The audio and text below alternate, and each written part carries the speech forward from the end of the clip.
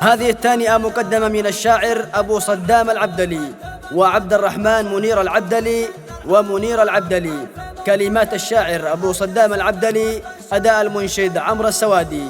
فألف ألف مبروك ودام الله سرور. حي من جنى على العرش زاد النار نار، عد ما رفرف علامنا براس جبالها. قال ابو صدام يا الهاجس البداع ثار، رتب ابنة القصيدة وشل الحانها. الف مبروك يا المعيس من وسط الشعور، من حرف الليلة كالعبد لا يبدع بها. قال ابو صدام مبروك دام الله السرور، الف مبروك يا محمد بكل انواعها. الف مبروك يا الزهر تعالي لا تثور، توصلك عبر الكلاش والبنات كلها.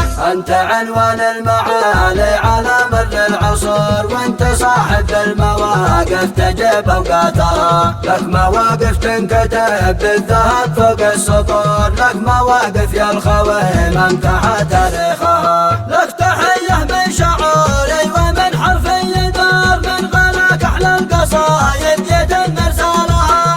الف مبروك من تلت بالمطر كل البحار، ما تدم رعد السماء والسحب وامتنها. والكلاش اللي رصاصه ترحب بالحضور، الف حي بالقبايل ومن جحلها. حي من جنى على العرش زاد النار نار، عد ما رفرف علامنا براس جبالها. قال ابو صدام يا الهاجس البداع ثار، رتب ابنة القصيدة وشل الحانها.